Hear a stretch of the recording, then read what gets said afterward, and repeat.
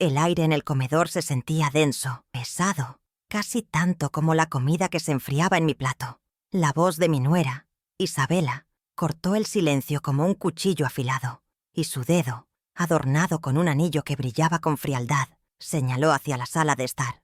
«Alma», dijo con una sonrisa que no le llegaba a los ojos, «hemos estado pensando, y ya que necesitaré el cuarto de huéspedes para mi nueva oficina, hemos decidido que ese será tu nuevo espacio». Su dedo apuntaba directamente al sofá de cuero, un mueble elegante pero impersonal, un lugar para visitas pasajeras, no para una madre. Mi hijo, Juan, su esposo, permanecía a su lado, con la mirada fija en su copa de vino, como si en el fondo de aquel líquido rojo pudiera encontrar el valor que le faltaba para mirarme a la cara. En ese instante sentí cómo el suelo se abría bajo mis pies, un abismo de humillación y desconcierto. Un frío helado me recorrió la espalda, mucho más intenso que la brisa que se colaba por la ventana, entreabierta. Era el frío del desprecio, de sentirme como un objeto, un mueble viejo que se reubica sin miramientos para hacer espacio a lo nuevo. Las palabras de Isabela resonaban en mi cabeza, cada sílaba un martillazo contra mi dignidad. ¿El sofá? Después de una vida entera dedicada a ellos, mi recompensa era un rincón en la sala, expuesta a las corrientes de aire y a la indiferencia de sus vidas. El murmullo de la televisión que llegaba desde la habitación de mis nietos se convirtió en un ruido ensordecedor, una cacofonía que acompañaba el derrumbe silencioso de mi corazón. Me sentí desnuda, expuesta, juzgada y sentenciada en mi propia casa, o lo que yo creía que aún era un hogar para mí. Isabela continuó hablando. Su voz era melosa, pero sus palabras eran veneno puro, explicando con un aire de superioridad cómo su nuevo emprendimiento online requería un espacio inspirador y profesional. El cuarto donde yo dormía, lleno de mis recuerdos, de las fotos de mi difunto esposo y de mis libros, era, según ella, el único lugar adecuado. No hubo una pregunta, no hubo una pizca de consideración en su tono. Era una orden disfrazada de arreglo práctico. Cada palabra suya era una palada de tierra sobre la persona que yo era, enterrando a la matriarca, a la madre, bajo la figura de un estorbo. Era la anulación total de mi historia, de mis necesidades, de mi simple derecho a tener una puerta que cerrar por la noche, un pequeño santuario de privacidad en el ocaso de mi vida. Y Juan, mi hijo, por quien había cosido hasta que mis dedos sangraron para pagar su universidad de arquitecto, no dijo nada. Su silencio fue la traición más profunda, un eco ensordecedor que validaba la crueldad de su esposa. Lo vi de reojo, vi cómo apretaba la mandíbula, cómo su cobardía lo mantenía anclado a la silla, incapaz de defender a la mujer que le dio la vida. En su silencio, entendí que ya no era su madre, sino una pieza incómoda en el rompecabezas de la vida perfecta que Isabela había diseñado para ellos. Él había elegido su bando, y en esa elección me había relegado a los márgenes, a un sofá que simbolizaba mi nueva e insignificante posición en su universo. ¿Cómo podía el niño que acuné en mis brazos haberse convertido en este hombre extraño y distante? El aroma del estofado que yo misma había preparado con tanto amor esa tarde, el plato favorito de Juan desde que era niño, ahora me resultaba nauseabundo. La mesa, puesta con la mejor vajilla, el mantel bordado que saqué para la ocasión, todo parecía una burla, el escenario de una farsa cruel. El vino caro que Isabela había insistido en comprar, las copas de cristal que tintineaban, todo subrayaba la distancia que se había creado entre nosotros. Ellos vivían en un mundo de apariencias, de lujos y de decisiones frías, y yo, con mi amor anticuado y mi delantal manchado de harina, ya no encajaba. La opulencia de su casa, que en parte fue construida sobre mis sacrificios, ahora me asfixiaba, me hacía sentir pequeña, intrusa, una reliquia de un pasado que deseaban borrar. Me levanté de la mesa. Mis movimientos eran lentos, medidos, como si mis huesos de repente pesaran el doble. No derramé una sola lágrima. No les daría esa satisfacción. La tristeza que me embargaba era tan profunda que se había convertido en una extraña forma de calma, una lucidez dolorosa. Mientras recogía mi plato, Sentí sus miradas clavadas en mi espalda. Esperaban una reacción, quizás un ruego, lágrimas, una escena dramática que confirmara su poder sobre mí. Pero no encontraron nada de eso. En su lugar, encontraron mi espalda erguida, la misma espalda que se había encorvado sobre una máquina de coser durante 30 años para que ellos pudieran tenerlo todo. La dignidad, a veces, es el único refugio que nos queda cuando nos arrebatan todo lo demás. Fue en ese preciso momento, mientras mis manos lavaban el plato en el fregadero de su cocina de diseño, que algo dentro de mí hizo clic. Un interruptor se movió, apagando la súplica y encendiendo una llama que creía extinta. Miré mi reflejo en el oscuro cristal de la ventana y no vi a una anciana derrotada. Vi a Alma Rodríguez, una mujer que había sobrevivido a la pérdida, a la pobreza y al dolor. Vi la fortaleza silenciosa que había heredado de mi madre y la astucia que la vida me había enseñado a la fuerza. Isabela, con toda su soberbia, había cometido un error garrafal. Me había subestimado. Había confundido mi bondad con debilidad, mi silencio con sumisión. Y ese sería su gran desacierto. Ellos no lo sabían. No tenían ni la más remota idea de la verdad. Mientras me señalaba el sofá, dictando mi futuro con una arrogancia insultante, yo pensaba en un secreto que guardaba celosamente, una verdad que cambiaría por completo las reglas de su pequeño y egoísta juego. Isabela creía haberme acorralado, haberme reducido a una simple carga, pero en mi silencio una promesa tomaba forma, una promesa de justicia, no de venganza. Ella creía conocerme, pero solo conocía a la mujer que yo les había permitido ver. Pronto, muy pronto, conocerían a la verdadera Alma y descubrirían que el lugar que me habían asignado era infinitamente más pequeño que el poder que yo realmente poseía. El tablero de juego estaba a punto de girar. Mi nombre es Alma Rodríguez, y a mis 68 años he aprendido que el silencio puede ser tanto un refugio como una jaula. Soy viuda desde hace una década, desde que mi amado Ricardo nos dejó, y mi vida ha transcurrido en una modestia autoimpuesta, una sencillez que mis hijos han confundido con necesidad. Tras vender la espaciosa casa familiar, ese nido lleno de ecos y risas que construimos juntos, me mudé a este pequeño apartamento. Es un lugar pulcro, luminoso, pero deliberadamente humilde. Fue mi decisión, una forma de protegerme y de guardar para mí un as bajo la manga, aunque ellos, en su ceguera, vieron solo a una pobre anciana que apenas llegaba a fin de mes. Una percepción que, irónicamente, ahora me servirá de escudo y de arma secreta para lo que está por venir. Mi rutina es un bálsamo para el alma, un ancla en la marea de la soledad. Me despierto con los primeros rayos del sol. El aroma del café recién hecho es mi primera conversación del día. Dedico horas a mis plantas en el balcón, un pequeño jardín colgante que es mi orgullo. Les hablo, les quito las hojas secas, celebro cada nueva flor como una pequeña victoria contra el gris del hormigón que me rodea. Por las tardes, la radio me acompaña con boleros antiguos, melodías que me transportan a los brazos de Ricardo, a bailes en la sala y a una felicidad que parece de otra vida. Esta paz, esta tranquilidad que he cultivado con tanto esmero, es lo que Isabela intentó pisotear con su cruel decreto, sin entender que una mujer que sabe hacer florecer vida en una maceta, también sabe cultivar la paciencia y la estrategia. Llevo 10 años siendo la viuda de Ricardo. A veces siento como si hubiera sido ayer cuando su risa llenaba cada rincón de la casa, y otras, como si hubiera pasado una eternidad. Él era mi norte, mi compañero de batallas y el cimiento sobre el cual construí mi mundo. Perderlo fue como si me arrancaran una parte del alma, y la casa familiar, de repente, se volvió un mausoleo de recuerdos. Cada silla vacía, cada herramienta en su taller, cada rincón del jardín gritaba su ausencia.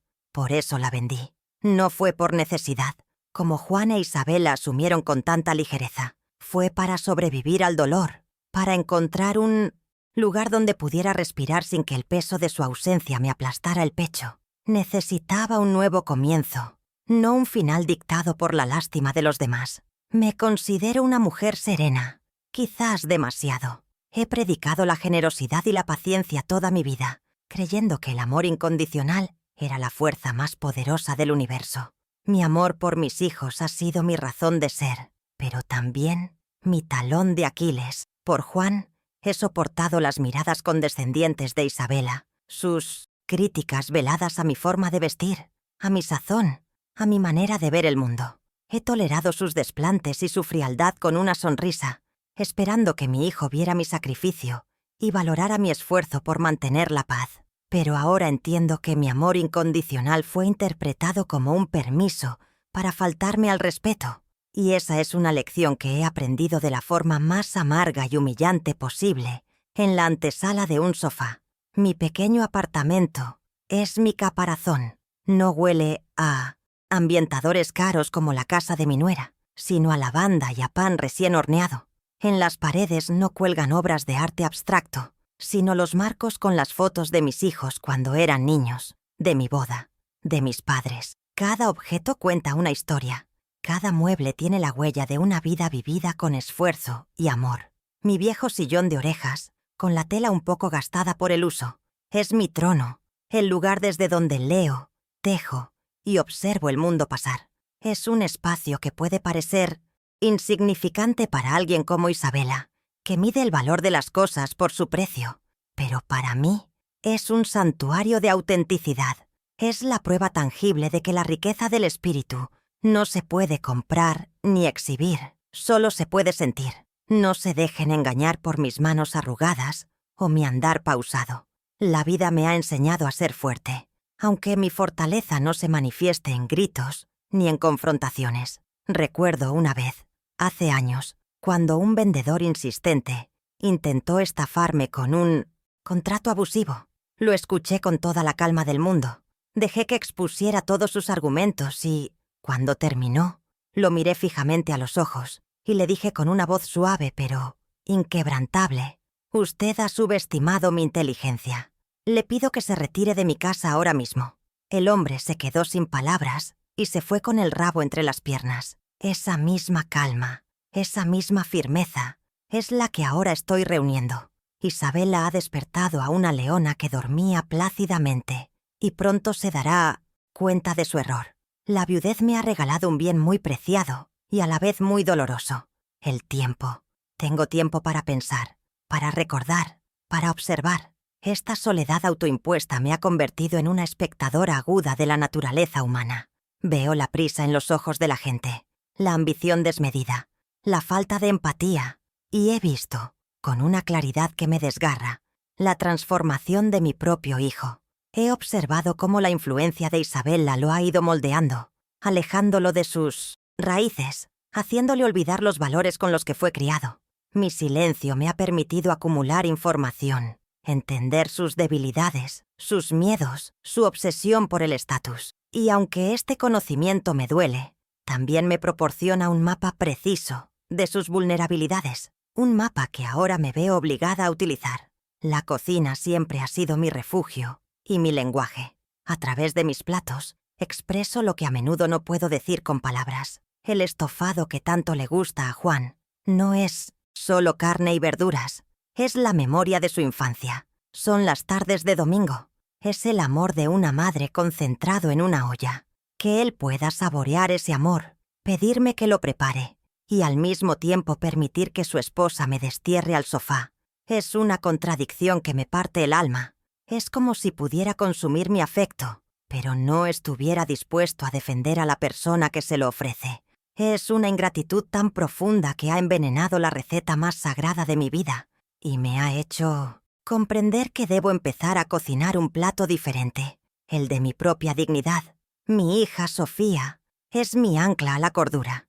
Vive en otra ciudad, pero nuestras llamadas telefónicas son el hilo que cose los pedazos de mi corazón. Ella es la única que percibe las grietas en mi voz cuando le digo que todo está bien. Tiene la sensibilidad que a su hermano le falta, y aunque la distancia nos separa, nuestro vínculo es inquebrantable. A menudo me pregunto si cometí un error al quedarme cerca de mi sesión. Juan, pensando que me necesitaría. Quizás debería haberme mudado cerca de ella, donde el respeto no es una condición, sino una constante. Sé que cuando le cuente lo que ha pasado, no tendré que explicarle mi dolor. Ella lo entenderá, y sé que en ella encontraré no solo consuelo, sino también una aliada incondicional en esta batalla silenciosa que estoy a punto de librar. Así que aquí estoy, a los 68 años, en el umbral de una guerra que no busqué, pero que no pienso rehuir. Por fuera, sigo siendo Alma, la viuda modesta, la abuela dulce que hace galletas y cuida las plantas. Pero por dentro, algo ha cambiado para siempre. La mujer que agachaba la cabeza y sonreía para evitar conflictos ha muerto en esa cena humillante. En su lugar, ha nacido una estratega. Una mujer que ha decidido reclamar su lugar en el mundo, no con gritos, sino con la fuerza silenciosa de la verdad. Mi hijo y mi nuera creen que tienen el control, que me han puesto en mi sitio. ¡Qué equivocados están! Aún no se han dado cuenta de que, al señalarme el sofá, lo único que hicieron fue darme el mejor asiento para observar su caída. ¿Y tú? ¿Qué habrías hecho en mi lugar? Cuéntamelo en los comentarios. Si quieres escuchar más historias como esta, suscríbete y acompáñame.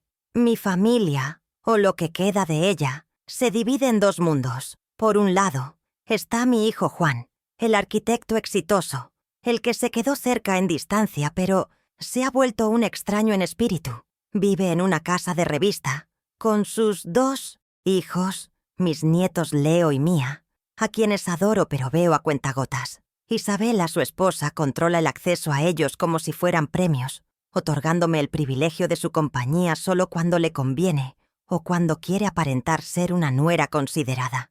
Cada visita se siente como una audición en la que debo comportarme según sus estrictas y cambiantes reglas, un peaje emocional que debo pagar para poder abrazar a mis propios nietos. Juan, atrapado en esa telaraña dorada, simplemente asiente, convencido de que todo es por el bien de su núcleo familiar.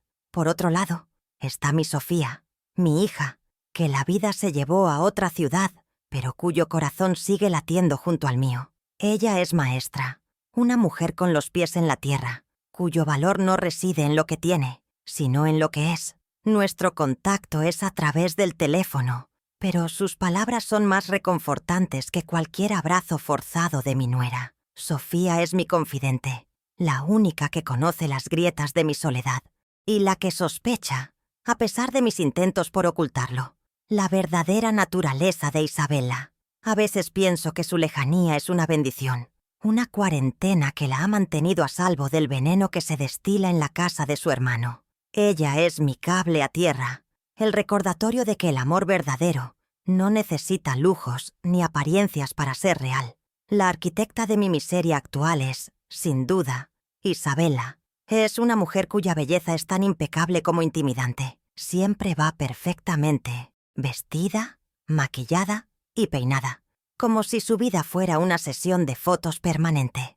Es materialista hasta la médula, una persona que cree firmemente que el estatus y la felicidad se compran. Para ella, yo soy un anacronismo, una reliquia de un pasado humilde que no encaja con la narrativa de éxito y sofisticación que ha construido para su familia. Mi apartamento modesto, mi ropa sencilla, mis manos trabajadoras, todo en mí es una afrenta a su mundo de marcas de lujo y apariencias. Me ve no como la madre de su marido, sino como un borrón en su impecable lienzo social, una mancha que desluce su obra maestra. Para entender a Isabela, hay que entender su hambre. Proviene de una familia que aspiraba a más de lo que tenía, y ella heredó esa ambición voraz. Casarse con Juan, un joven y prometedor arquitecto, fue su pasaporte a la vida que siempre soñó. Su obsesión por el estatus no es solo vanidad, es una armadura contra el miedo a volver a ser invisible, a no ser nadie. Y yo, con mi historia de costurera y mis ollas de barro, soy un recordatorio constante de los orígenes de Juan, de un mundo que ella se esfuerza por dejar atrás. Despreciarme no es solo un acto de maldad, es una estrategia de supervivencia para ella. Al minimizarme, siente que eleva su propia posición y borra cualquier vestigio de un pasado que considera indigno de su presente. Al principio, nuestra relación era un espejismo de cordialidad. Cuando Juan y ella empezaron, yo era mamá Alma, la que cocinaba, sus platos favoritos y les ayudaba con los gastos cuando el dinero escaseaba. Pero a medida que la carrera de mi hijo despegaba, su máscara de amabilidad comenzó a resquebrajarse. Las visitas se hicieron más espaciadas. Los «mamá Alma» se convirtieron en un seco «Alma». Las críticas sutiles, disfrazadas de consejos sobre cómo modernizarme, se volvieron su forma habitual de comunicación. Pasé de ser un apoyo a ser un proyecto de remodelación fallido y, finalmente, a ser un obstáculo. Su desprecio no nació de la noche a la mañana. Fue creciendo lentamente, alimentado por el éxito de mi hijo y su propia e insaciable inseguridad. Recuerdo una Navidad, hace un par de años, que marcó un antes y un después. Le regalé un chal que había tejido para ella, una pieza compleja que me tomó semanas de trabajo, escogiendo los colores que sabía que le gustaban. Me lo agradeció con una sonrisa forzada delante de todos, diciendo que era muy pintoresco. Un mes después, mientras ayudaba a Juan a organizar el garaje, encontré mi chal en una bolsa de ropa para donar. Arrugado entre prendas viejas, sentí una punzada en el pecho, una herida invisible pero profunda. No fue el rechazo al regalo lo que me dolió, fue la absoluta falta de consideración, la facilidad con la que desechó mi tiempo, mi esfuerzo y mi cariño. En ese momento entendí que para ella yo era completamente descartable. Juan, mi querido hijo, es el pilar que permite que este circo de crueldad se mantenga en pie. No es malvado, es simplemente débil. El amor que siente por mí, que sé que todavía existe en algún rincón de su corazón, es superado por su pánico a la confrontación con su esposa. Ha comprado la idea de que la ambición de Isabela es la fuerza que impulsa a su familia hacia el éxito, y en el proceso le ha entregado todo el poder. Él es un cómplice silencioso de mi humillación, un espectador pasivo que prefiere la paz de un hogar tenso a la guerra que supondría defenderme. Su inacción es un grito, una declaración de que su comodidad vale más que mi dignidad. Y esa es una verdad que duele más que cualquier palabra hiriente de Isabela. Así, la dinámica familiar se ha convertido en un delicado equilibrio de poder, donde yo soy la pieza sacrificable.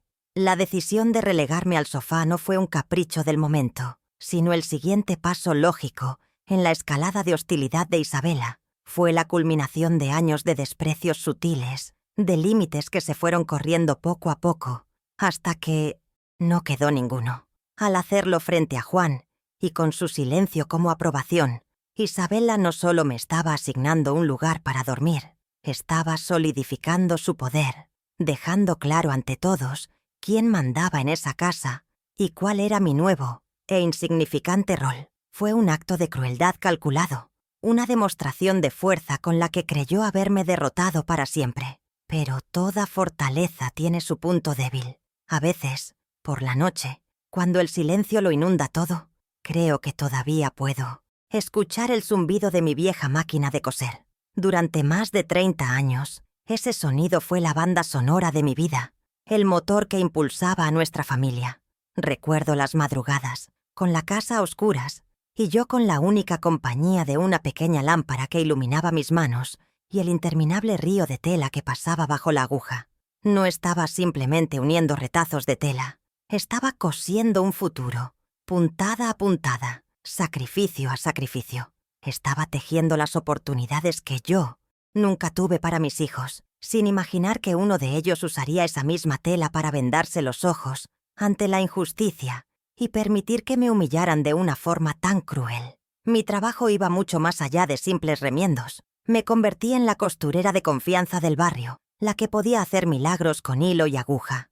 Confeccioné vestidos de novia que trajeron lágrimas de felicidad, uniformes escolares que vistieron a generaciones de niños y cortinas opulentas para las casas más ricas de la ciudad. Mis manos, que hoy Isabela mira con velado desdén, son un mapa de esa vida de esfuerzo. Las yemas de mis dedos perdieron la sensibilidad por los incontables pinchazos, y los callos son el testimonio de miles de horas de trabajo incansable. Estas manos no solo criaron a un arquitecto, construyeron, desde los cimientos, la vida de lujo de la que él y su esposa ahora disfrutan sin mirar atrás. El precio que pagó mi cuerpo por esos años de esfuerzo aún me pasa factura. Los dolores de espalda son un recordatorio constante de las posturas imposibles sobre la máquina. Recuerdo noches en las que el agotamiento me vencía y me quedaba dormida sobre un montón de tela, solo para despertarme una hora después, con el pánico de no llegar a la fecha de entrega.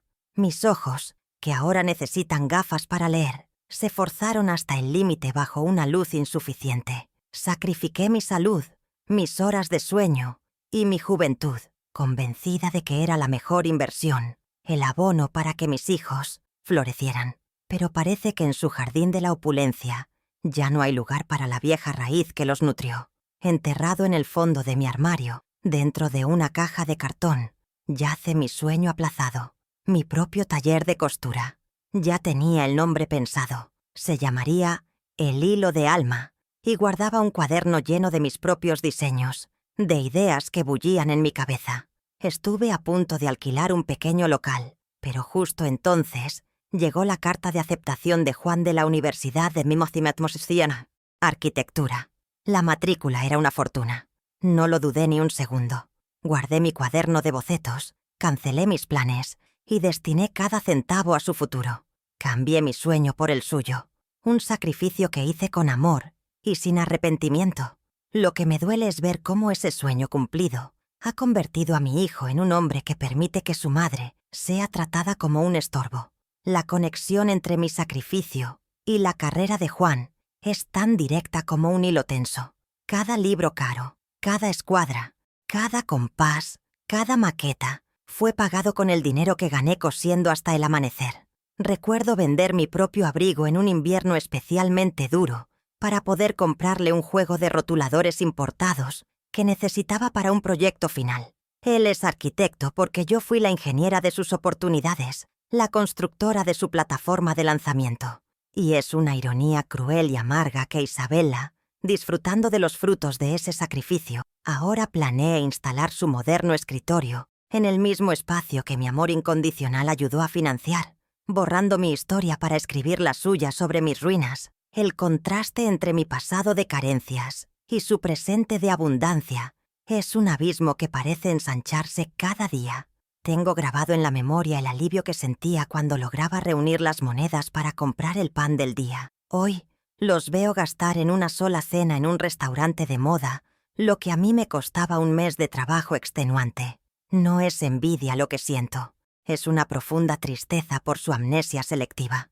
Parecen haber olvidado por completo el olor a aceite de máquina y el sabor de las cenas sencillas. Viven en una burbuja de lujo, desconectados de la realidad del esfuerzo que construyó su pedestal, y desde esa altura me miran hacia abajo, como si yo fuera una extraña. Hay un recuerdo que me persigue, tan nítido como el dolor que sentí. Juan, con 16 años, enfermó gravemente y necesitaba un medicamento carísimo. Para conseguir el dinero, acepté un encargo imposible: confeccionar los manteles para un banquete en menos de 48 horas. No dormí. Mis manos se movían con la precisión de la desesperación, alimentada por café y por el miedo a perderlo. Cuando finalmente entregué el trabajo y pude comprar la medicina, sentí que mi amor de madre era invencible. ¿Dónde está ese chico por el que luché?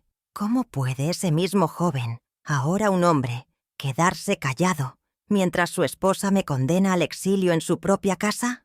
Esa pregunta es una herida que no deja de sangrar. Pero los sacrificios no fueron solo económicos o físicos, fueron también emocionales. Renuncié a reuniones con amigas, a fiestas familiares, a simples momentos de descanso, porque siempre había un encargo urgente, una cuenta que pagar.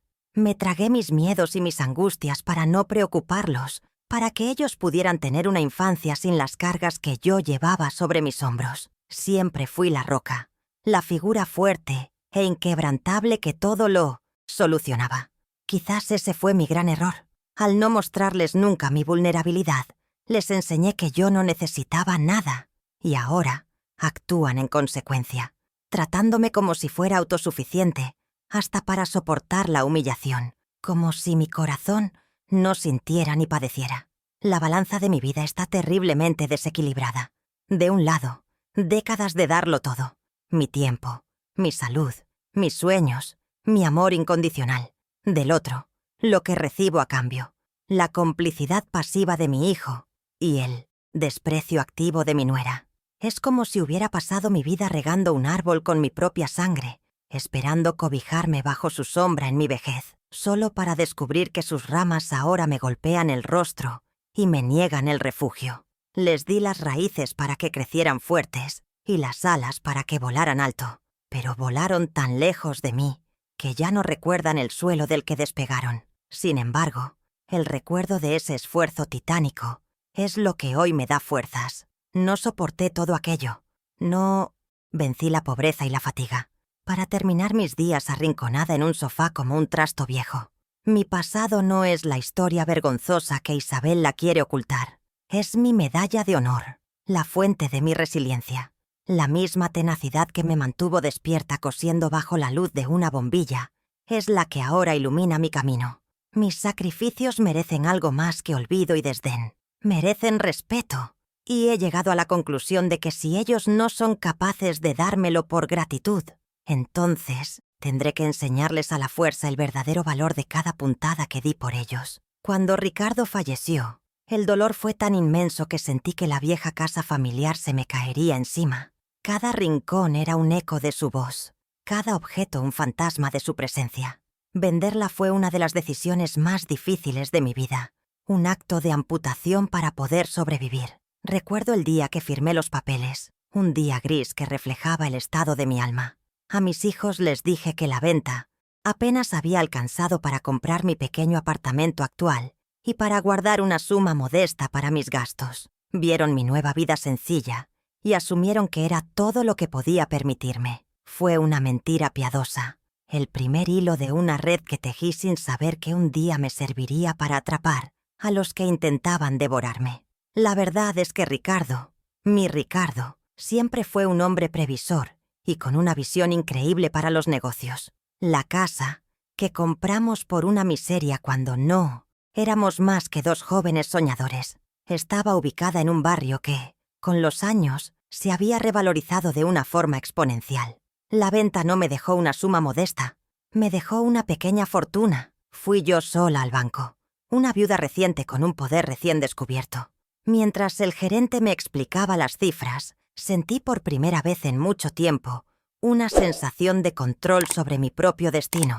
Decidí dividir el dinero en dos partes, una pequeña para lo que todos verían y una mucho más grande para lo que solo yo sabría. Fue mi primer acto de independencia silenciosa, un secreto entre mi difunto esposo y yo. Con la parte más pequeña del dinero, compré este apartamento. Lo elegí a conciencia, buscando la sencillez, la modestia. Quería un lugar que no intimidara, que no despertara envidias. Creé un escenario perfecto para mi papel de viuda desvalida. Y funcionó. Juan e Isabella, al verme en este espacio reducido, rodeada de mis muebles viejos, se sintieron tranquilos, incluso superiores. Les permití creer que yo era la que necesitaba su ayuda, su caridad ocasional. Les dejé que me subestimaran, que me encasillaran en el rol que ellos habían escrito para mí, sin saber que mientras ellos aplaudían su propia generosidad, yo estaba moviendo las piezas de un juego que ni siquiera sabían que estábamos jugando. Mi humildad fue el disfraz perfecto para mi estrategia. El grueso del dinero de la venta tuvo un destino muy diferente. Mientras ellos me imaginaban contando monedas, para llegar a fin de mes, yo estaba firmando otra escritura. A través de un viejo contacto de mi esposo, un hombre discreto y leal, adquirí una segunda propiedad, una casa.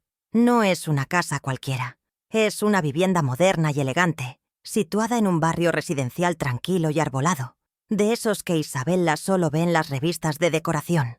Tiene un pequeño jardín trasero lleno de rosales, enormes ventanales que inundan de luz cada estancia y una cocina con la que siempre soñé. Es un lugar que respira paz, buen gusto y, sobre todo, independencia. Es la antítesis de mi pequeño apartamento y el símbolo de todo lo que ellos creen que no tengo ni merezco. Este ha sido mi secreto mejor guardado durante casi una década. Nadie lo sabe. Ni Juan, ni mis nietos, Ni siquiera mi querida Sofía. La casa está registrada a mi nombre de soltera completo. Alma María Rodríguez Vega. Un detalle burocrático que la hace prácticamente invisible para ellos. Toda la correspondencia, los impuestos, las facturas, llegan a un apartado de correos que solo yo conozco. Una vez por semana tomo un autobús que me deja a unas calles y paso la tarde allí. Quito el polvo de los muebles que he ido comprando poco a poco, cuido de las rosas y a veces simplemente me siento en el sofá del salón. Un sofá cómodo y elegido por mí, a mirar el sol entrar por la ventana. Es mi refugio, mi palacio secreto, mi as en la manga. Mi plan original para esa casa era puro amor. La compré pensando en el futuro, como el último gran regalo de Ricardo y mío para nuestros hijos. Mi idea era dejarla en herencia, una sorpresa que les daría una seguridad aún mayor cuando yo ya no estuviera. Quería que fuera un testamento silencioso de mi prudencia y mi amor eterno, una prueba de que una madre nunca deja de velar por sus hijos. Jamás, ni en mis peores pesadillas, imaginé que tendría que usarla como un arma defensiva, como un escudo para proteger mi dignidad de los ataques de mi propia familia. Pero la crueldad de Isabela ha cambiado las reglas. Lo que nació como un nido de amor, ahora deberá convertirse en un aula para enseñar una lección sobre el respeto. La noche en que me sentenciaron al sofá, volví a la que había sido mi habitación y comencé a guardar mis cosas en una pequeña maleta. La puerta se abrió de golpe, sin un toque de cortesía, e Isabela entró con una cinta métrica en la mano y una mirada calculadora.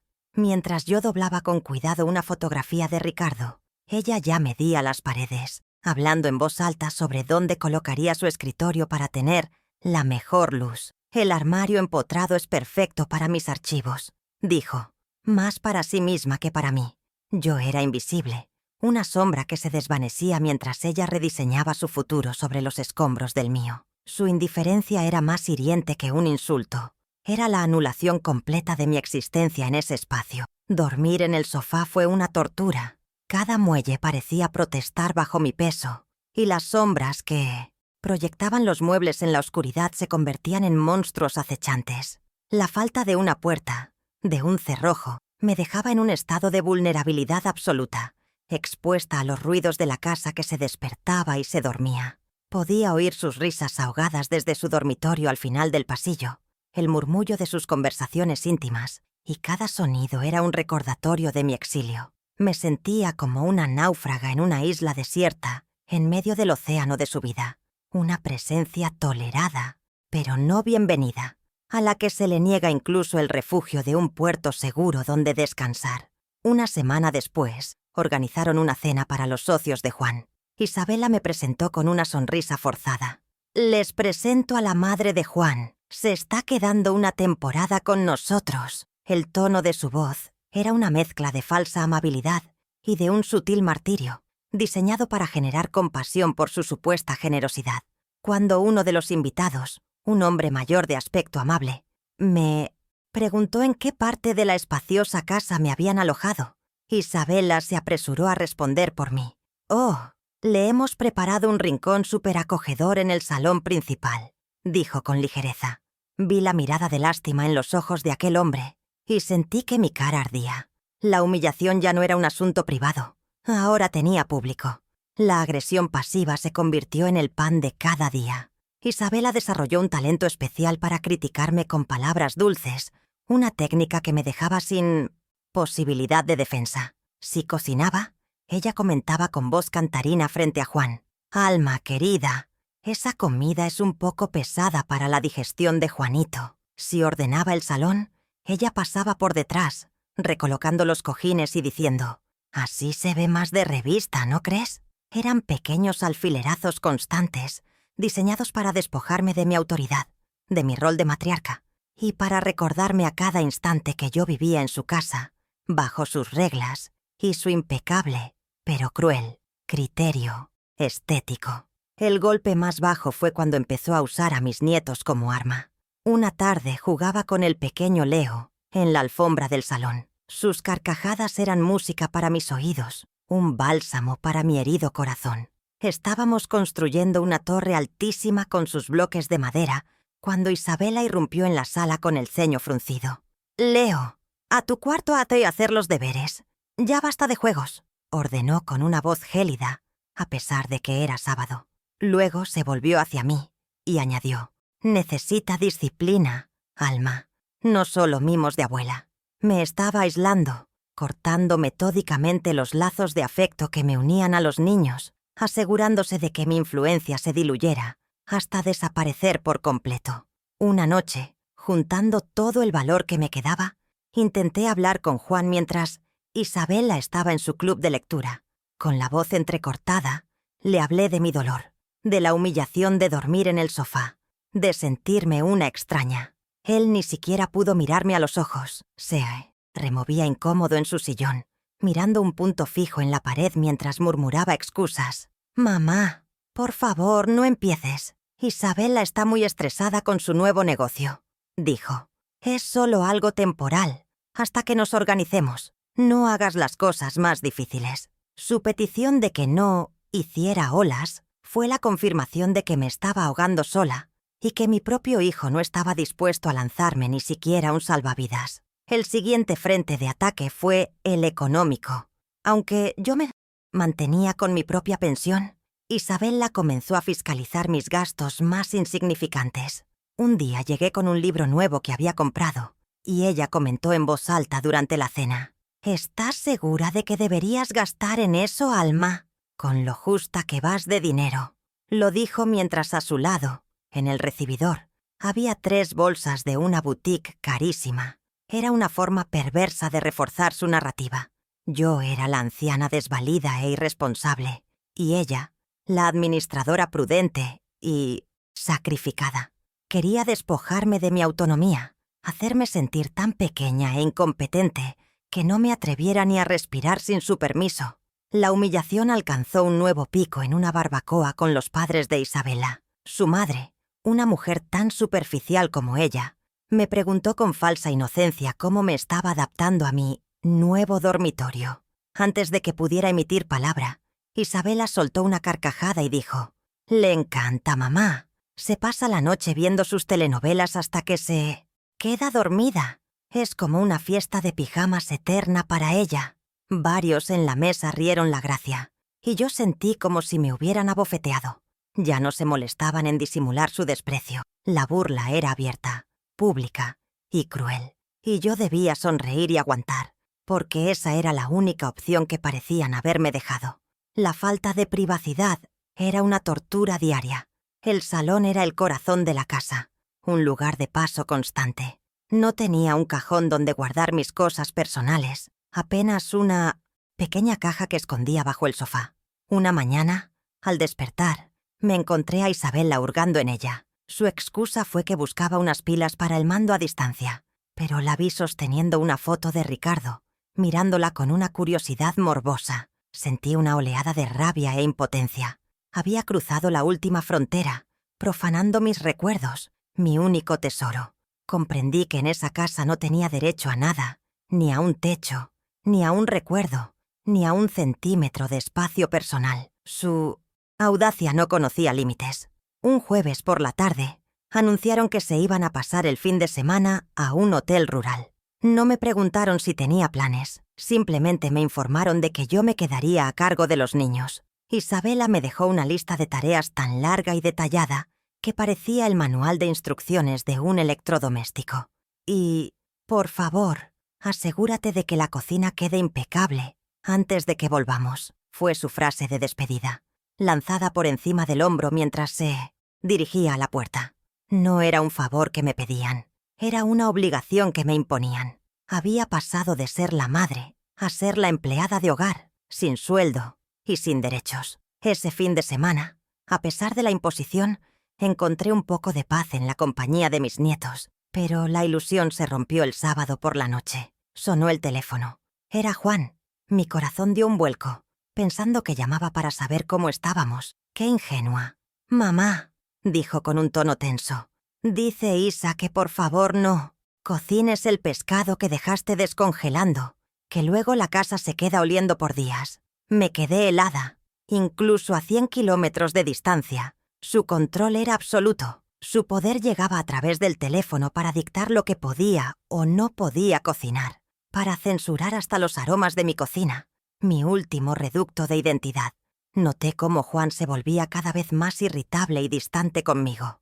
La tensión en la casa lo estaba consumiendo, y en lugar de enfrentarse a la fuente del problema, que era su esposa, canalizaba su frustración hacia el blanco más fácil, yo. Sus respuestas se volvieron monosilábicas, su paciencia, inexistente. Cualquier intento de conversación terminaba con un «Ahora no, mamá, estoy ocupado». El hijo cariñoso que yo había criado se estaba disolviendo ante mis ojos, reemplazado por un hombre amargado y resentido, un títere en manos de su mujer, cuya cobardía lo estaba envenenando tanto a él como a mí. Para colmo de males, Isabela decidió que el salón necesitaba una renovación. Un día llegó con catálogos de telas y muestras de pintura. Se sentaba con Juan en el sillón de enfrente y debatían sobre colores y texturas como si yo no estuviera allí, sentada precisamente en el sofá que era el centro de su proyecto.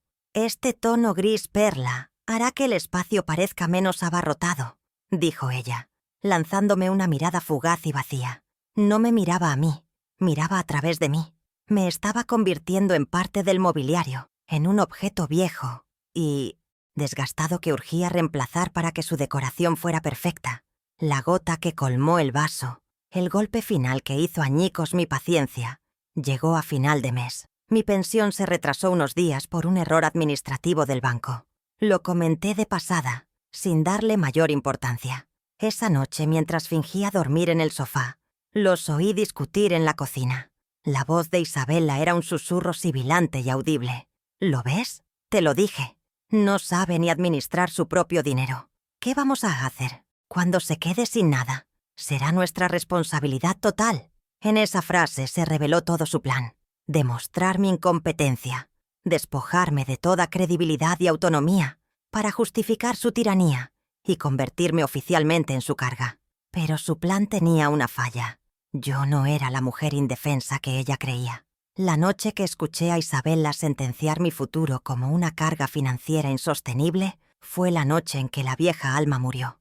Tumbada en la oscuridad del salón, con sus palabras resonando en mis oídos, no sentí tristeza, no sentí rabia, sentí una calma gélida, una lucidez cortante como el filo de un bisturí. Se desvaneció la última brasa de esperanza que albergaba, la tonta ilusión de que mi hijo reaccionaría o de que ella mostraría una pizca de compasión. Comprendí que había estado esperando un rescate que nunca llegaría, porque nadie vendría a salvarme. En ese silencio, en esa humillación final, tomé una decisión inquebrantable. Yo misma sería mi propia salvadora. La víctima había firmado su acta de defunción y la estratega acababa de nacer. Esa noche no pegué ojo, pero no fue por la incomodidad del sofá, sino por la febril actividad de mi mente. Por primera vez en meses, no estaba llorando mi desgracia, sino planeando mi liberación. Cada desprecio, cada palabra hiriente, cada gesto de indiferencia que había acumulado, se convirtió en una pieza de información, en un dato para mi estrategia. La soberbia de Isabela era su talón de Aquiles, su necesidad de control, su mayor debilidad. La cobardía de Juan era su cadena, y yo sabía exactamente qué eslabón presionar. Ellos me habían tratado como un peón insignificante en su tablero de ajedrez, sin recordar la regla más importante del juego. Un peón que consigue cruzar al otro lado se convierte en reina, y yo ya había comenzado mi avance. Mi comportamiento cambió al día siguiente, pero de una forma tan sutil que pasó desapercibida para ellos. Dejé de buscar su aprobación. La sonrisa suplicante fue reemplazada por una máscara de serena amabilidad. Aceptaba las críticas de Isabela con una leve inclinación de cabeza y escuchaba las excusas de Juan con una paciencia casi divina. Dejé de ser una participante activa en el drama familiar para convertirme en una observadora silenciosa. Mi retirada emocional fue mi primer movimiento táctico. Al dejar de mendigar las migajas de su afecto, los desconcerté. No entendían mi nueva calma, y en su confusión me volví invisible para sus radares, dándome el espacio perfecto para empezar a mover mis hilos sin que se dieran cuenta de nada. A media mañana, con la excusa de dar un paseo, salí de la casa. Necesitaba aire y, sobre todo, privacidad. Me senté en un banco de un parque cercano, lejos de oídos indiscretos, y marqué el número de mi hija. Cuando Sofía contestó, no usé los filtros de siempre. No le dije que estaba un poco cansada o que las cosas estaban regulares. Le conté toda la verdad, con una voz firme y sin lágrimas. Le hablé del sofá, de las humillaciones, de los insultos velados, y terminé con la conversación que había escuchado la noche anterior. El silencio al otro lado de la línea fue seguido por un grito ahogado de rabia e incredulidad. Ese sonido fue toda la validación que necesitaba. Ya no estaba sola. Acababa de reclutar a mi generala. Fue en esa misma llamada que empecé a desvelar mi plan. Sofía, hija, necesito que me escuches con atención, le dije, y procedí a contarle mi secreto mejor guardado, la existencia de la segunda casa. El impacto en mi hija fue inmenso. Pude oír su asombro, seguido de una risa nerviosa, y finalmente, de una profunda admiración. «Mamá, eres increíble, eres una genio», me dijo, y en su voz escuché un nuevo nivel de respeto, el respeto que se le tiene a una igual, a una mujer fuerte e inteligente. A partir de ese momento, Sofía se convirtió en mucho más que mi confidente. Se convirtió en mi cómplice, mi operadora en el exterior, la única persona que conocería la estrategia completa mientras yo movía las tropas desde dentro del territorio enemigo. El núcleo de nuestro plan era sencillo en su concepción, pero complejo en su ejecución. Debíamos crear una crisis tan grave que obligara a Juan e Isabela a abandonar su fortaleza de lujo de forma temporal. Necesitábamos que se sintieran vulnerables, despojados de su comodidad, para que cayeran en mi trampa. Sofía y yo barajamos varias opciones en susurros conspiradores a través del teléfono. ¿Una avería masiva en las tuberías que inundara la planta baja? ¿Una plaga repentina y virulenta de termitas que requiriera una fumigación de varios días? Debía ser algo catastrófico, incuestionable y, sobre todo, algo que los pusiera en la desesperada necesidad de encontrar un refugio temporal, un refugio que yo, su humilde y desvalida madre, estaría encantada de ofrecerles. Empecé mi labor de espionaje doméstico. Agudicé el oído en sus conversaciones, buscando cualquier queja sobre la casa que pudiera magnificar. Escuché a Juan mencionar una pequeña gotera en el baño de invitados y a Isabela quejarse de unas hormigas en la cocina. Eran las semillas perfectas para cultivar mi tormenta. Hice una visita a la biblioteca pública del barrio, un lugar donde nadie me prestaría atención, y usé sus ordenadores para investigar. Busqué los nombres de las empresas de fontanería y control de plagas más reputadas de la zona. Estudié su terminología, los procedimientos estándar, los costes. No necesitaba contratarlos, solo necesitaba sonar convincente cuando describiera el desastre que estaba a punto de inventar. Mi último acto en esta fase de preparación fue un gesto de pura guerra psicológica. Una tarde, me senté en el sofá y, con toda la calma del mundo, saqué mis agujas de tejer. Comencé a hacer una funda para uno de los cojines, con una lana de un color cálido que contrastaba con la fría decoración de Isabela. Ella me vio, y en sus ojos brilló el triunfo. Interpretó mi gesto como la aceptación final de mi destino, mi rendición incondicional. Una sonrisa de suficiencia se dibujó en sus labios. No podía imaginar que mi tejido no era una bandera blanca, sino el estandarte de mi ejército. Estaba, simplemente, haciendo más cómodo mi puesto de mando antes de lanzar la ofensiva final, que haría temblar los cimientos de su mundo perfecto. Mi primera ofensiva fue silenciosa y precisa, como el trabajo de una araña tejiendo su tela. Elegí un sábado por la tarde, mientras Juan e Isabela estaban en uno de sus almuerzos sociales, con el corazón martilleándome en el pecho, no por miedo, sino por una extraña y nueva adrenalina. Me deslicé en el baño de invitados, el que estaba pegado a la que fue mi habitación. Llevaba conmigo una pequeña llave inglesa del viejo maletín de herramientas de Ricardo. Con un cuidado infinito, aflojé una junta bajo el lavabo, solo un cuarto de vuelta, lo suficiente para que una lenta pero obstinada gota comenzara a caer. Luego, empapé una esponja en agua y la escondí en el fondo del mueble, para que el olor a humedad impregnara la madera y diera credibilidad a mi farsa. Unas horas más tarde, ejecuté la segunda parte de mi acto. Entré al baño y dejé escapar un grito ahogado, perfectamente ensayado. «¡Juan! ¡Juan, ven rápido!», llamé con una voz cargada de pánico. Mi hijo llegó corriendo, con Isabela pisándole los talones. «Hay un olor terrible a humedad. Y mira, el suelo está mojado», le dije señalando el pequeño charco que se había formado. Juan, tal como lo había previsto, reaccionó con fastidio, no con sospecha. Vio la gota, frunció el ceño y maldijo la mala calidad de las construcciones modernas. Isabela, por su parte, estaba lívida. La idea de una imperfección, de un daño en su casa perfecta, la sacó de sus casillas. La semilla de mi crisis fabricada había germinado con éxito en el fértil suelo de sus obsesiones. Al día siguiente, mi aliada entró en acción. Durante el desayuno, comenté con fingida preocupación que había hablado con Sofía sobre la gotera. A media mañana, el teléfono de Juan sonó. Era mi hija, interpretando el papel de su vida. Con una voz cargada de alarma, le contó a su hermano la historia de una amiga suya que había tenido un problema similar. Le habló con la jerga técnica que yo había investigado, mencionando fugas en la camisa de la tubería y daños estructurales por capilaridad. La historia, validada por una fuente externa y supuestamente neutral, elevó una simple gotera a la categoría de posible catástrofe. Juan colgó el teléfono con el rostro pálido, visiblemente afectado por la gravedad que mi hija le había pintado. El anzuelo estaba en el agua y Juan mordió.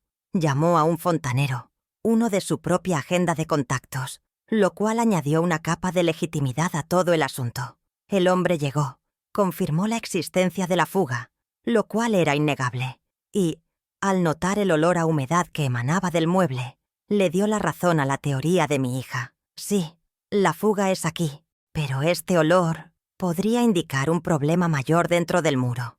Lo ideal sería abrir para ver qué está pasando, sentenció. Cada palabra del profesional era música para mis oídos. La incertidumbre, el coste potencial de la reparación y la amenaza de una obra mayor en su santuario inmaculado hicieron que el pánico comenzara a reflejarse claramente en el rostro de Isabela.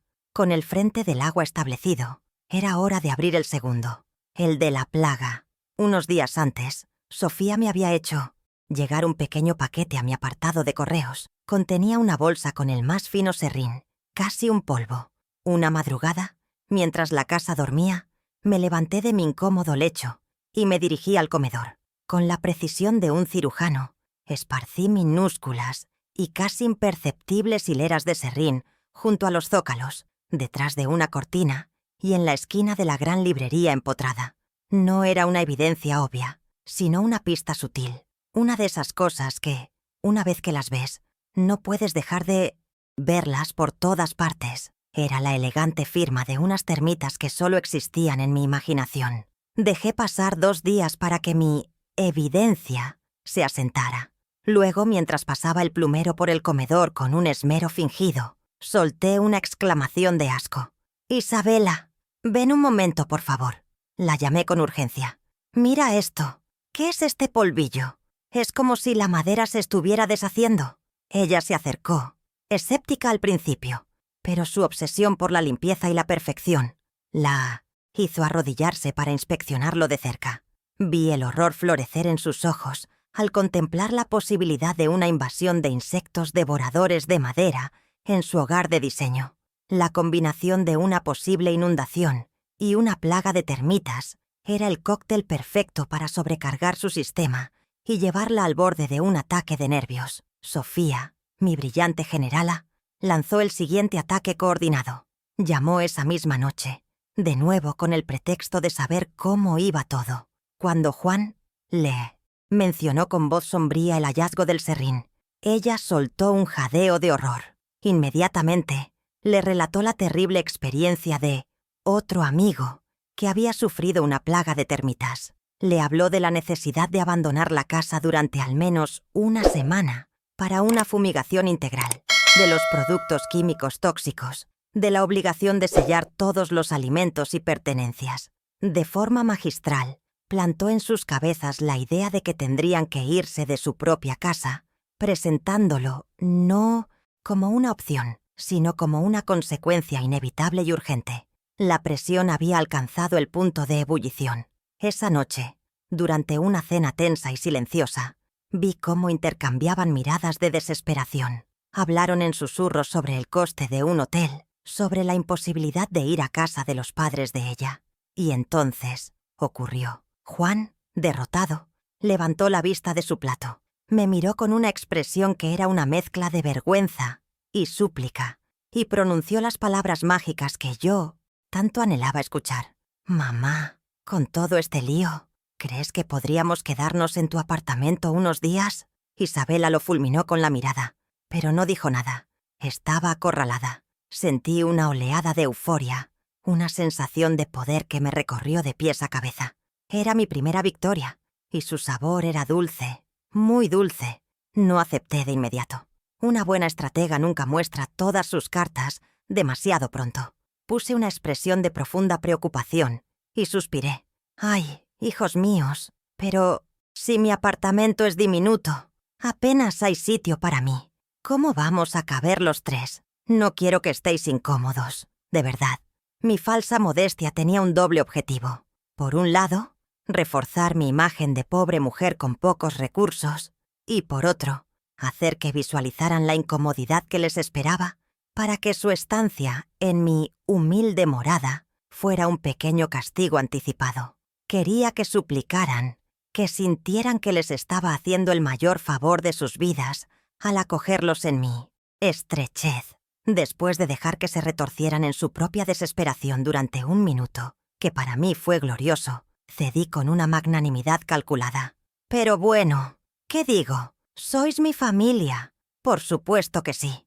Ya nos arreglaremos. Nos apretaremos un poco. No pasa nada. Lo importante es que podáis solucionar el problema de la casa con tranquilidad». El alivio en el rostro de Juan fue casi cómico. Isabela, por su parte, masculló un «gracias» que sonó como si estuviera masticando cristales. Habían mordido el cebo, el anzuelo y el sedal. Estaban a punto de entrar voluntariamente en mi territorio, en mi terreno de juego, convencidos de que se dirigían a un refugio temporal, sin sospechar que en realidad estaban caminando directamente hacia el escenario de su propia lección. El sentimiento de darle la vuelta a la tortilla, aunque fuera de esta forma tan incipiente, fue un poderoso bálsamo para mi espíritu herido. Ver la primera grieta en la fachada arrogante de Isabela renovó mis fuerzas y me confirmó que estaba en el camino correcto. El juego, por fin, había comenzado de verdad, y yo, para mi propia sorpresa, estaba disfrutando cada movimiento. Me encantaría saber si alguna vez te pasó algo parecido. ¿Has tenido que planear algo en secreto para recuperar tu dignidad?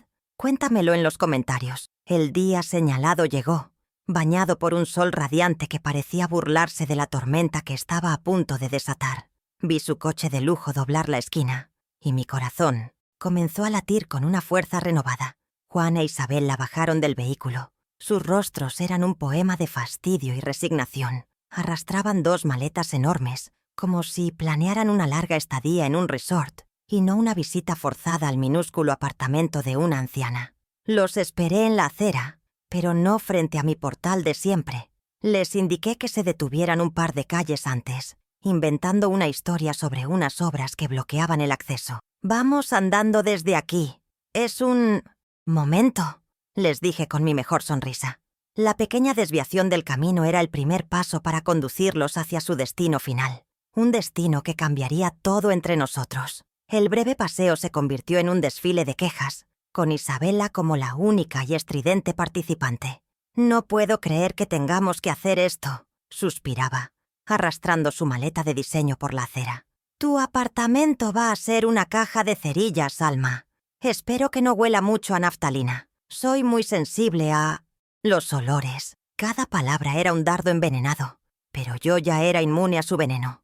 Dejaba que hablara, que se quejara, que destilara su soberbia. Sus lamentos eran la música de fondo perfecta para mi revelación, la banda sonora de su propia caída. No era consciente de que cada queja que profería Era una palada más de tierra sobre su arrogancia, y yo le estaba entregando la pala con una sonrisa. Cuando llegamos a una esquina, en lugar de girar hacia la calle de mi conocido edificio, los guié en la dirección opuesta, hacia una avenida arbolada y silenciosa que ellos no conocían. Isabela se detuvo en seco. «Alma, te equivocas de camino. Tu casa está para el otro lado», dijo, con un tono que mezclaba impaciencia y condescendencia. Le dediqué una mirada serena y le respondí: «Tranquila, querida. Conozco un atajo. Ya casi llegamos». La confusión comenzó a dibujarse en sus rostros. Juan me miraba con una extraña mezcla de sospecha y cansancio, pero estaba demasiado agotado por el drama de su propia casa como para discutir. El anzuelo estaba firmemente clavado, y ellos seguían el sedal sin oponer resistencia. Finalmente me detuve. Nos encontrábamos frente a una preciosa casa de estilo moderno, con un pequeño jardín delantero impecablemente cuidado y grandes ventanales que reflejaban el cielo azul. Saqué de mi bolso un llavero con una única y reluciente llave. Isabela soltó un bufido de incredulidad. «¿Qué haces? No me digas que ahora te vas a poner a visitar a una de tus... ¿amigas? Tenemos prisa, Alma. Tenemos que instalarnos». Su arrogancia la cegaba por completo, incapaz de leer la atmósfera cargada, incapaz de ver la verdad que tenía delante de sus narices. Juan, sin embargo, guardaba silencio. Su mirada iba de la elegante fachada de la casa a mi rostro y de nuevo a la casa. Una imposible pregunta comenzaba a formarse en sus ojos. Me giré para enfrentarlos, plantando mis pies firmemente sobre la acera.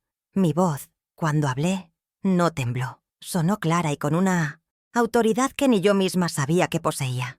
«No vamos a visitar a ninguna amiga», dije, clavando mi mirada en ellos. Y entonces realicé el gesto que lo cambiaría todo.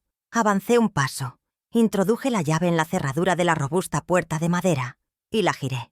El sonido del mecanismo al ceder resonó en el silencio de la calle como un disparo. «Esta es mi casa». El silencio que siguió a mis palabras fue absoluto, denso, un vacío donde el tiempo pareció detenerse. Sus mundos, tan sólidos y seguros, acababan de fracturarse para siempre.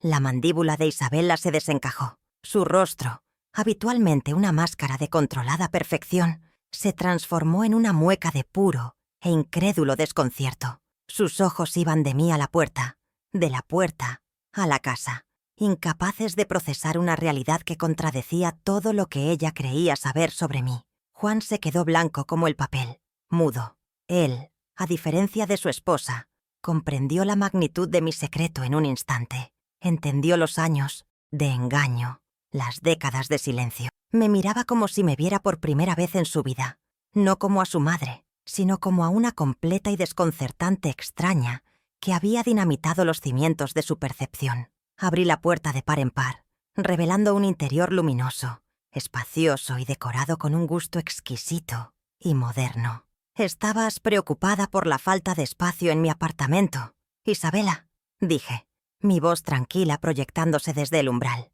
«No tienes de qué preocuparte. Como puedes ver, aquí hay sitio de sobra para todos». Di un paso adentro, sobre el suelo de madera pulida, y los dejé allí, plantados en la acera, congelados por el asombro. En ese único instante, el poder había cambiado de manos. La balanza, que durante tanto tiempo se había inclinado en su contra, acababa de nivelarse con una fuerza sísmica, devolviéndome el control de mi propia historia. Desde el recibidor, me volví para enfrentarlos de nuevo. Mi calma era mi escudo y mi espada.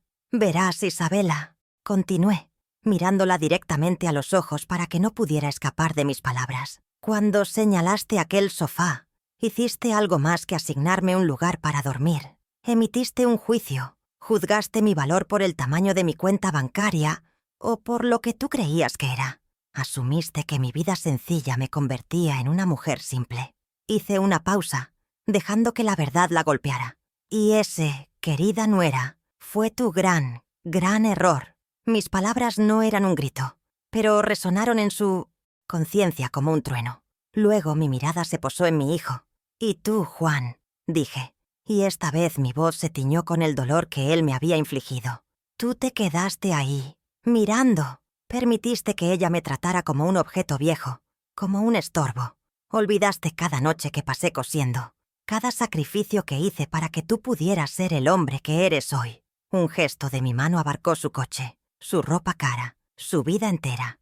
Esta casa, añadí con un suspiro, la compré para vosotros. Era mi regalo secreto, la herencia que vuestro padre y yo queríamos dejaros. Jamás pensé que tendríais que conocerla de esta manera, en estas circunstancias tan vergonzosas. Finalmente devolví mi atención a Isabela, cuyo rostro era ahora un campo de batalla entre la humillación y la rabia. Así que no, Isabela, no voy a dormir en ningún sofá, ni esta noche ni ninguna otra, sentencié, cada palabra un clavo en el ataúd de su arrogancia. Esta es mi casa, y aquí dentro, las reglas son muy distintas. Aquí valoramos el respeto, valoramos la gratitud, y sobre todo, aquí sabemos que la dignidad de una madre no tiene precio.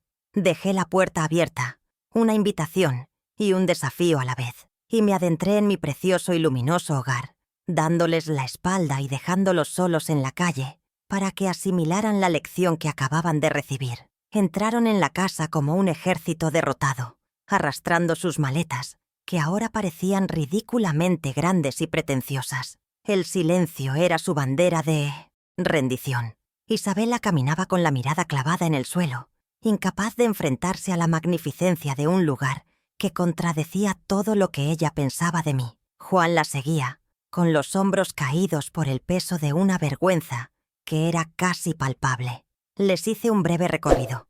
Mi voz era neutra, informativa, como la de un agente inmobiliario. Finalmente los llevé a una habitación de invitados espaciosa y luminosa, con un balcón que daba al jardín.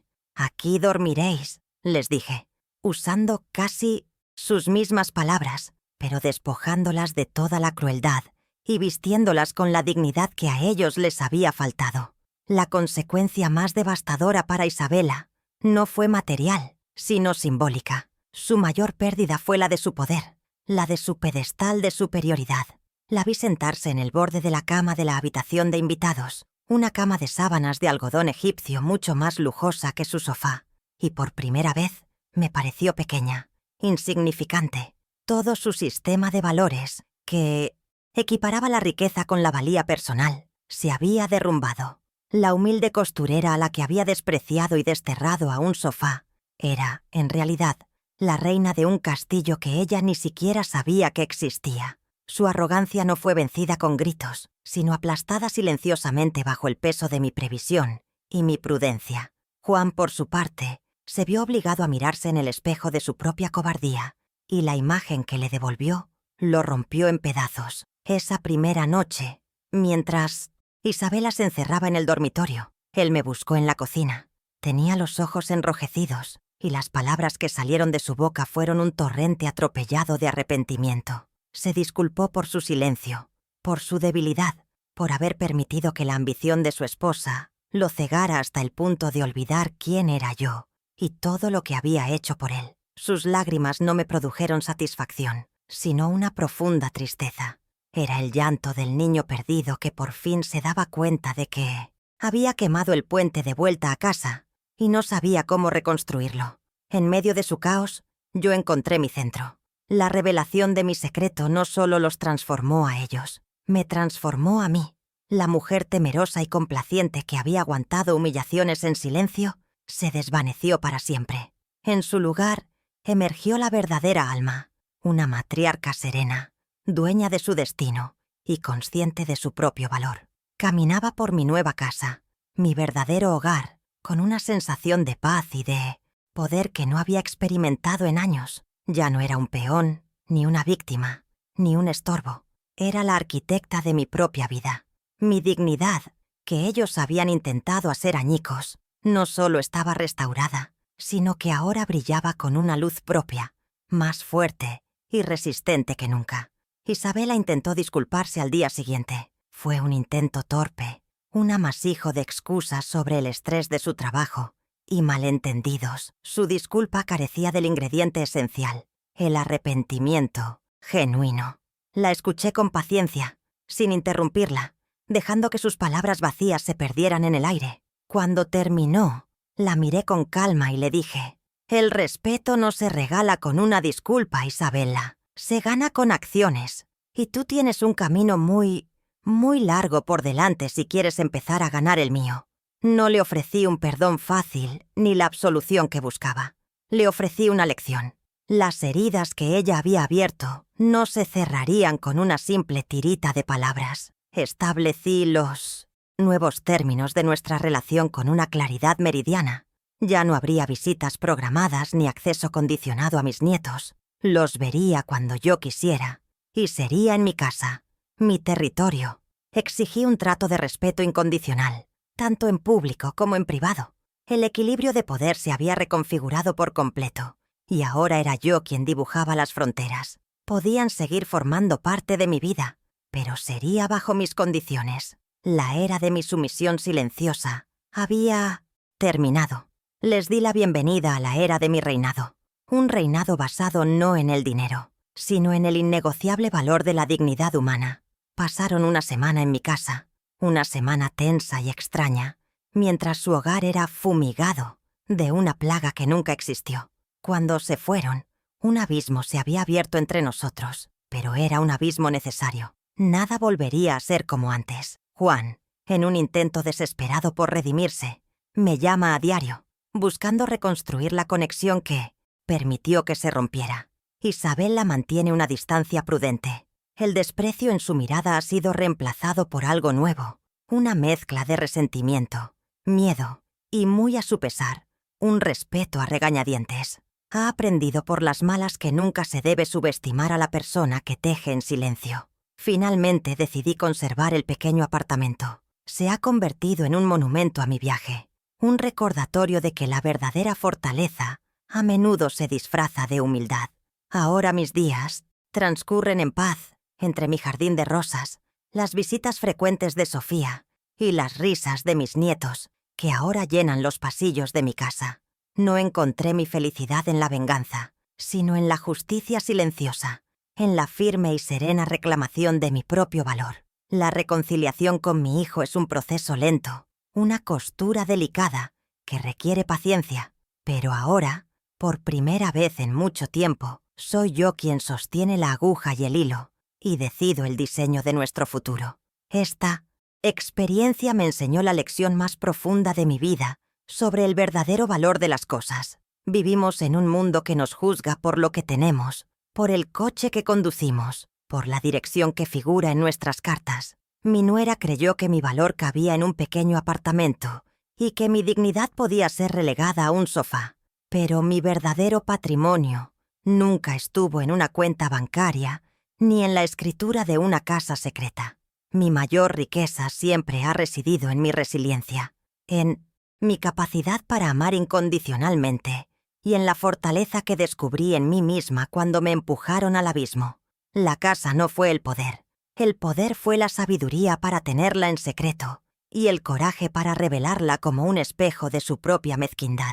Si algo espero que mi historia les deje, es la importancia de la gratitud y el peligro de olvidar nuestras raíces. Un árbol, por muy alto que crezca y por muy frondosas que sean sus ramas, está condenado a secarse si se olvida de las raíces que lo nutren desde la tierra.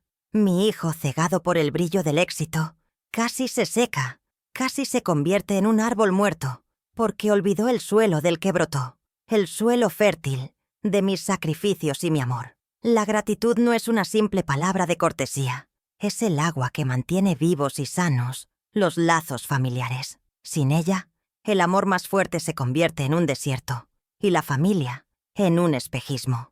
También aprendí que nunca, jamás, se debe subestimar la fuerza silenciosa de una persona mayor. La sociedad a menudo nos mira con condescendencia, nos ve como seres frágiles, como reliquias de un pasado que ya no importa. Pero nuestras arrugas son el mapa de batallas ganadas. Nuestro silencio es el cofre de una sabiduría destilada a lo largo de los años, y nuestra aparente debilidad esconde una fortaleza forjada en el fuego de las dificultades. No subestimen a sus madres, a sus abuelas. Hemos librado guerras que ni imaginan, y nuestro amor, cuando se ve amenazado, se convierte en un ejército capaz de mover montañas o, como en mi caso, de derrumbar los frágiles cimientos de una casa construida sobre la arrogancia. Mi viaje no fue sobre venganza, sino sobre la reconquista de mi dignidad. La dignidad no es un objeto que alguien pueda darte o quitarte a su antojo. Es la esencia de tu ser, el pilar que te sostiene.